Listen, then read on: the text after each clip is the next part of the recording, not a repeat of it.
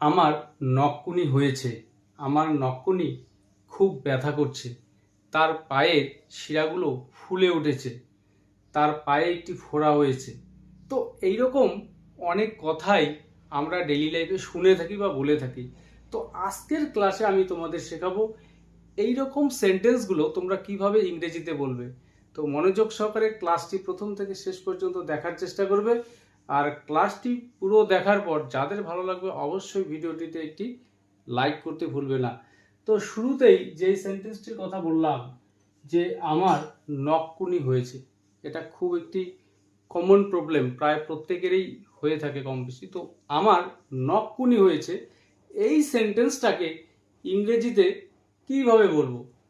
তো আমার হয়েছে, সাবজেক্ট আমি, আই হ্যাভ।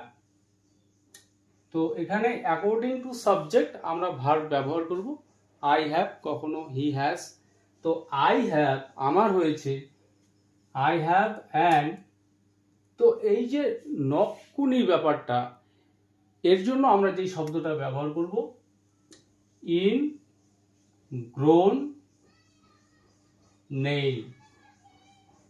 তো এই ইনগ্রোন শব্দের অর্থই হচ্ছে অন্তর্বর্ধিত হওয়া, অর্থাৎ ভেতর দিকে বৃদ্ধি পাওয়া, অর্থাৎ এই যে নখটা ভেতর দিকে বৃদ্ধি পায়, যার জন্যই এই যন্ত্রণাটা হয়।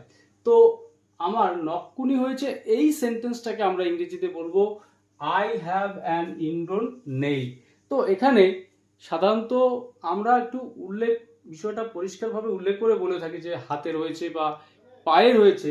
সেক্ষেত্রে আমরা বলবো আই হ্যাভ অ্যান ইনগ্রোন, এখানে নেই না বলে আমরা বলবো টো নেই। যদি আমাদের সেটা পায়ের আঙ্গুলে হয়ে থাকে তো টো নেই, বা হাতের আঙ্গুলে হয়ে থাকে সেক্ষেত্রে আমরা বলবো ফিঙ্গার নেই।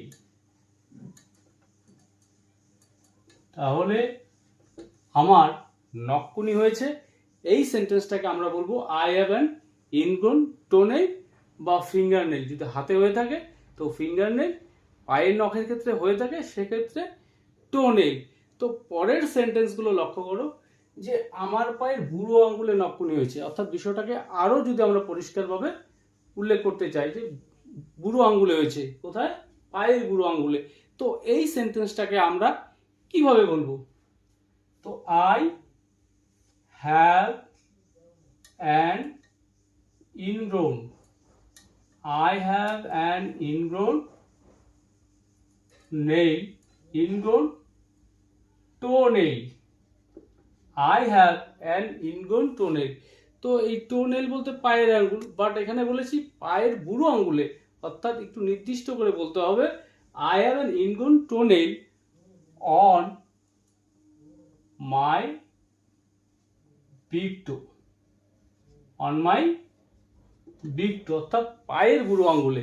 তো I have an ingrown toenail on my big toe, অর্থাৎ আমার পায়ের বুড়ো আঙ্গুলে নখকুনি হয়েছে। তাহলে যাকে বলবো সে পরিষ্কার বুঝতে পারছে যে আমার নখকুনিটা অ্যাকচুয়ালি কোন আঙ্গুলে হয়েছে। পরের সেন্টেন্স, আমার করে আঙ্গুলে নখকুনি হয়েছে, হাতের করে আঙ্গুলে। তো এই সেন্টেন্সটা আমরা কিভাবে বলবো? তো I have an ingrown, I have an ingrown. তো এখানে যেটা আগের সেন্টেন্সে আমরা বলেছি টো নেই, তো এক্ষেত্রে আমরা বলবো ফিঙ্গার নেই। I have an ingrown finger নেই, কোথায়? নির্দিষ্ট করে বলছি এটা আমার করে আঙ্গুলে। তো on my little finger, I have an ingrown fingernail on my little finger. তো এখানে আরো পরিষ্কার করে আমরা বলতে পারি যে ডান হাতের ক্ষেত্রে সেক্ষেত্রে আমরা রাইট, বা হাতের ক্ষেত্রে আমরা লেফট লিটল ফিঙ্গার বলে বিষয়টাকে আরো পরিষ্কারভাবে বলতে পারি। তো আমার করে আঙ্গুলে কুনি হয়েছে, নখকুনি হয়েছে, I have an ingrown fingernail on my little finger. পরের সেন্টেন্স, আমার নখকুনি থেকে প্রচন্ড যন্ত্রণা হচ্ছে। তো এই সেন্টেন্সটাকে আমরা কিভাবে বলবো? my ingrown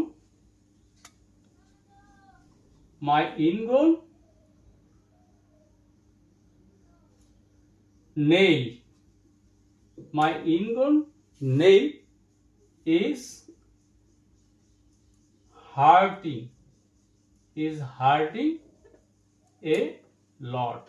My ingrown nail is hurting a lot, অর্থাৎ আমার নখকুনি থেকে প্রচণ্ড যন্ত্রণা হচ্ছে। অথবা এই সেন্টেন্সটাকে আমরা অন্যভাবে বলতে পারি, I have an intense pain from my ingrown nail.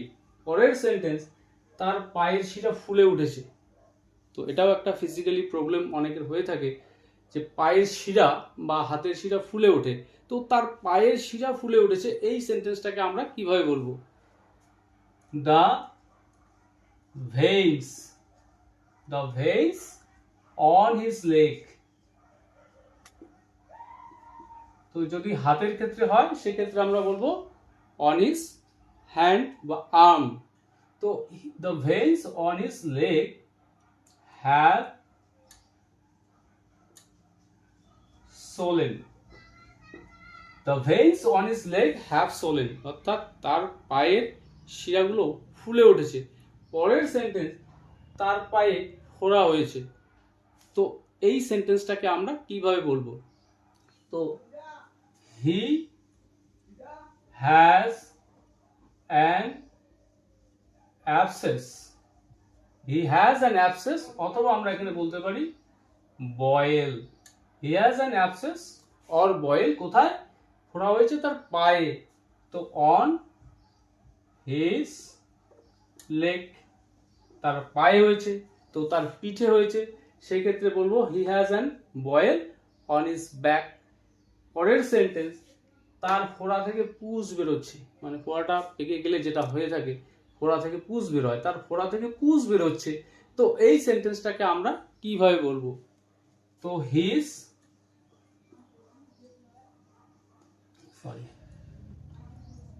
pus is draining. কোথা থেকে বেরোচ্ছে? তার ফোড়ার থেকে। pus is draining from his boil অথবা abscess. pus is draining from his boil বা from his abscess.